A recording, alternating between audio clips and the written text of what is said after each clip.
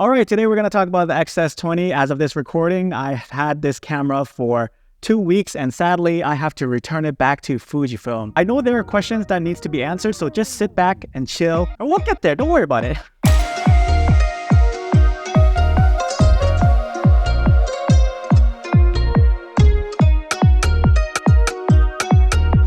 So the Fujifilm X-S20 for the most part is built exactly the same as the Fujifilm X-S10, just some minor differences that I would like to touch on. The back LCD screen gets a bump in resolution. With the X-S20, you are getting a 1.8 million dots back LCD screen.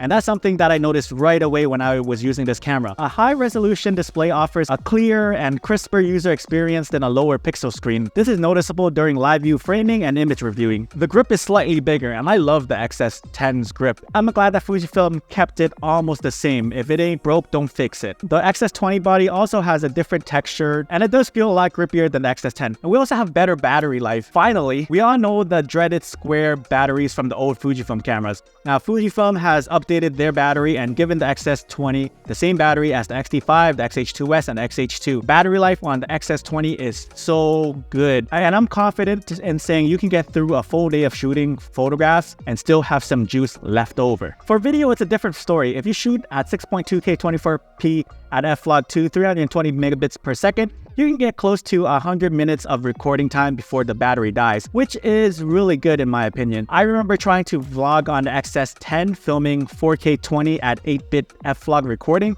and I think it crapped out in 20 minutes. So the battery life has come a long way and it's so much better. If there's one reason to upgrade to the X-S20, it would be the battery life. We also got the spam dial over here with the custom settings all the way to C4, so you can really customize your setting to suit different shooting scenarios. We also got this vlog mode right here, and I can see myself using this vlog mode in some scenarios. Vlog mode is nothing fancy in my opinion. It's basically a simplified menu for the cool kids trying to be an influencer and, you know, doing influencer things like influencing. The menu has like 6 things you can turn on and off. There's self-timer, face eye detection, product priority mode. For the influencers out there, if you want to show off your products that you're using, I can see this being like really good. The product priority being really good for like a makeup artist, sharing their makeup kit, tech influencers showing off their tech, and basically anybody or anyone that wants to show off their product in front of the screen. They do a pretty good job. And I just want to reiterate that the background defocus mode won't be able to change something like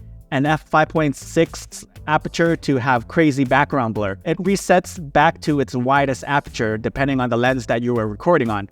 And that's why it's important to choose your lens wisely. I honestly thought Fujifilm would put some sort of computational AI bokeh thing where you can give a fake blur like you do on iPhone cameras, but it's not the case. All it does is just resets the lens to its widest aperture. Also in vlog mode, you can turn your image stabilization mode on or off. And you also got the high-speed recording if you want to do some slow-motion B-roll. The Fujifilm X-S20 has a command dial and a front-wheel dial and another dial that at default will set different film simulations. The X-S20 also has this pop-up flash. Me personally, I never used the pop-up flash while I had my X-S10.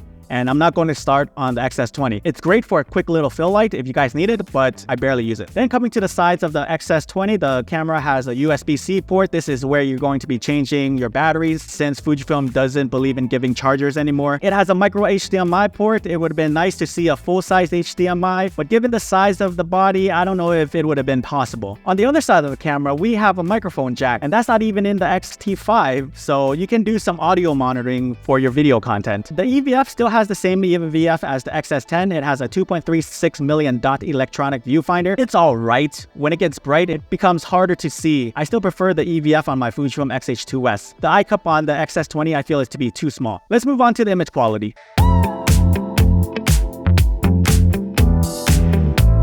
So it shoots the same images as the X-S10 and any camera with the X-Trans4 sensor. The X-T3, the X-T4, the X100V, the X-Pro 3, and etc. And you're probably thinking, wait a minute, Tongue. If the X-S20 shoots the same images as the X-S10, What am I paying an extra $300 for? I'm gonna tell you, you're paying for the new processor. Just think of the processor as the brains of the camera and the sensor as the eyes. Yes, the X-S10 and the X-S20 has the same sensor, and that's why you're going to get the same looking footage from both cameras. But what the X-S20 has is an updated processor, and that new processor sees the world and processes it differently than the old X-S10. It thinks differently and it thinks faster than the slow, short of the marble X-S10. With this new processor comes the ability to shoot in 6.2K open gate. This is something that was not possible with the old X-S10 processor. So why don't we just talk about the 6.2K for a second here before I can tell you what else this new sensor can do.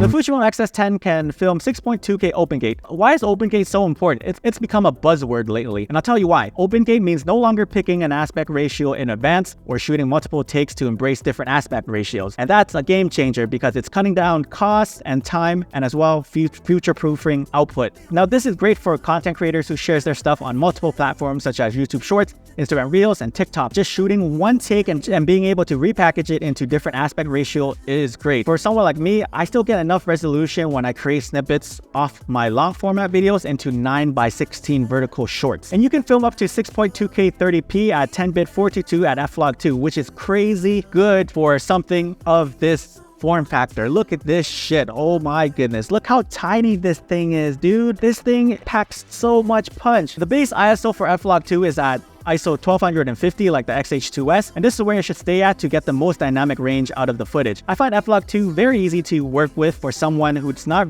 well versed in the color grading space. Look at this flat looking footage right here. You can go from unseasoned chicken vibes to something that has a little bit of spice. And I'm happy that the Fujifilm X-S20 does Flog 2 because I use phantom LUTs to color grade my footage, and it has made and sped up my workflow so much, and it makes matching footages from the XH2S and the X-T5 easier as well. With the new processor, you're also able to film in 4K 60p with a small 1.18 times crop. I wouldn't recommend using this camera exclusively for 4K 60 though, as it will overheat and it will shut down on you. Yes, this camera overheats. There's just way too many insane specs in this tiny little body.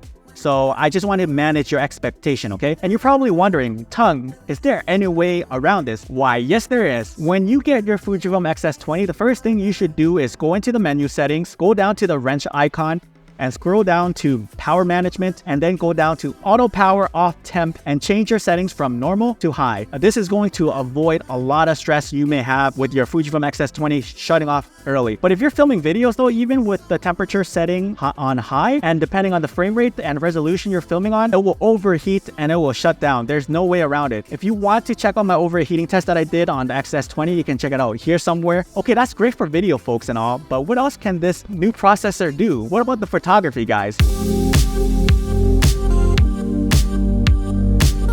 So one of the things that I did not like about my Fujifilm X-S10 was its autofocusing. I wasn't able to tell my subjects to move freely as I'm able to now when I'm using the Fujifilm X-H2S or the X-T5. The new X Processor 5 features subject detection AF that is built using deep learning AI technology. In addition to providing incredible AF tracking and detection for human faces and eyes, the X-S20 can also now automatically detect and track a broad range of subjects, which includes animals, birds, cars, motorcycles, bicycles, airplanes, trains, insects, and drones. This allows the photographers to concentrate on composition and creativity. The X-S20 autofocusing is a big improvement from the X-S10. I can say that is reliable now. This is the AF test that I did where I had the model walk in a straight line back in a backlit situation, and I just told her to go hit her poses and I will meet her and follow her around. The camera tracked her and did a pretty good job. And out of the 85 shots that I took from this autofocusing test, about 20 of them were unusable, meaning that 65 shots out of the 85 I deem are usable. And that's a pretty good job in my opinion. It's not at the Sony's level, but again, this is pretty good for Fujifilm, and Fujifilm is closing the gap. I also did a motorcycle autofocusing test. I took about 52 shots as the bike was moving towards me, and FYI, I was using the XF 18 to 120mm f4 power zoom lens. About 20 shots were slightly out of focus. It's pretty bad numbers in my opinion, but I'm going to chalk that up to perhaps not having the right lens for this scenario, and also I'll put the blame on user error as well. I don't shoot sports or anything this fast, so I have no idea how to shoot this at all or what my settings should be. But what I can say about the AF tracking though was when Michael was in that tunnel, the X-S20 picked it up right away and placed a little box on him as he was riding. It seemed smart enough to be able to pick someone up in a dark tunnel, which is great. And looking back at my Atomos Ninja screen recording, you can see that the X-S20 was picking up the subject from far away all the way to the end. It seems to me like the lens was the thing that couldn't keep up. So I'm just wondering if the hit rate would have improved if I were to use something like the XF50 to 140mm f2.8 or even the XF90mm f2 lens. And for video autofocusing, I think it's great for my needs. It can track my face and my eyes, and it can track the human subject when they're walking down just fine. Another test that I did with this camera, as you can see here, is I tried to put two people within the frame in order to confuse the camera and see which one they would lock focus on. And I think it did a pretty good job at sticking to the main subject. I had Hillary come into the frame and just mess around. I told her to move further down the hall and then move closer to the camera, as I was also in the shot with her. And it did a good job at locking onto her the entire way through. I honestly thought that the camera was going to get confused and start jumping back and forth, both people in the frame. And since we're on the topic of video, I just want to talk about the video quality real quick. The Fujifilm X-S20 has a plethora of recording features. 6.2K open gate up to 30p, 4K 60 with a slight crop, and then you can film slow motion up to 240 frames per second full HD with a slight crop. 0.2 open gate is great. I filmed some recent YouTube videos with the Fujifilm X-S20, and I honestly couldn't tell the difference between the 6.2K on the X-S20 versus the X-H2S. Maybe if I pixel peeped a bit, I could tell, but for general use cases, this video quality is more than enough, like more than enough. Let's move on to the 4K 60. And again, it's great. I don't see much of a dip in quality with this 1.18 times crop. It's still sharp. And again, I'm very impressed that you're getting all of this in a tiny packaged camera. The IBIS on this camera has improved 1 full stop according to Fujifilm. The IBIS is now rated for 7 stops. I think the footage looks great for vlogging. It looks more natural than before. It has less jerky movements. I always felt like with the older IBIS, they've always fought with your movements, making it look very robotic, not a natural look. And this was filmed with the Viltrox 13mm f1.4, and usually you would see some wobbles in the corners. I know that was the case with my Fujifilm X-H2S when it first came out. And I think the X-S20 did a real good job at focusing on my face and sticking onto my face.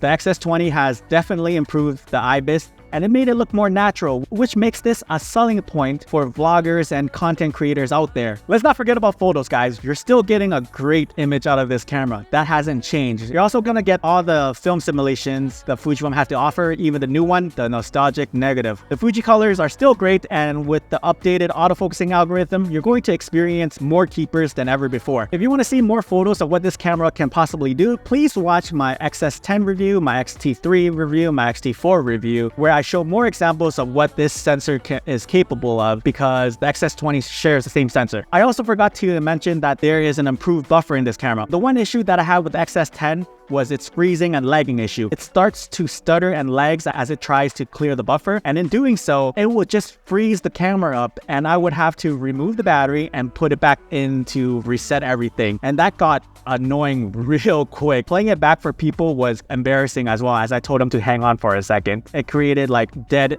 awkward silence. So I'd like to say that this buffer lasts a very long time. I got the X-S20 in my hand right here. There. And some of you guys want to know, how long does the buffer last? Is this a big improvement over the X-S10?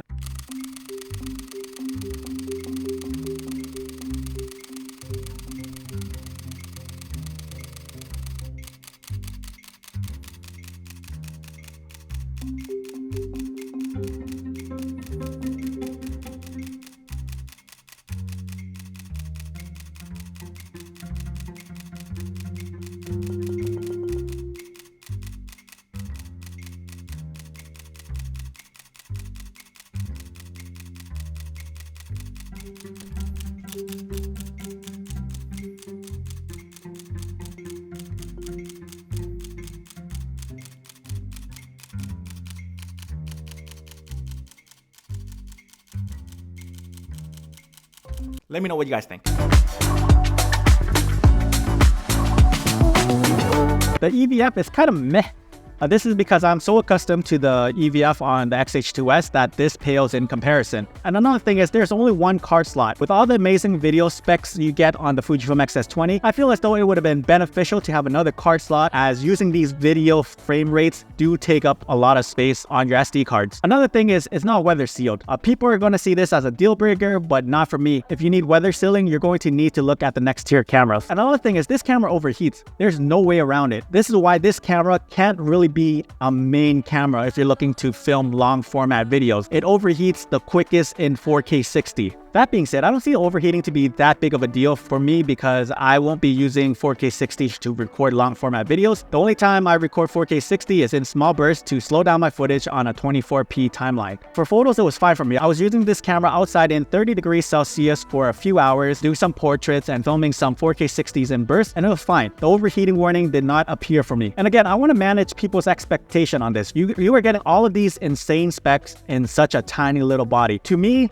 that is very impressive. But on the other side of that, you get to have a product that is so compact in a tiny little body. So expect it to overheat, expect it to get warm when the X-S20 is being put in strenuous activity. So there's a give and take about this camera. So if you can understand that, I think you're going to be okay with overheating. You can always buy the optional cooling fan from Fujifilm to help with the heating, and it does help. Another thing that I wish was in the X-S20 is a D-pad. It would have been nice to have additional buttons to navigate through the photos and the menu system. And another thing is the sensor. Even though it's a great sensor because I've taken some amazing images with it, it's kind of getting old. And I believe this is a 5-year-old sensor that Fujifilm has put into the X-S20 body. And this is apparent when testing the dynamic range of this camera. Going from the X-T5's dynamic range, which I think is incredible, to an X-S20, where I see the sensor is getting dated. When I was shooting backlight situations on the X-T5, I could see a little bit more cloud details in the shot than I do with the X-S20. With the X-S20, I see that the cloud detail wasn't there and the highlights were getting clipped. Something to keep in mind.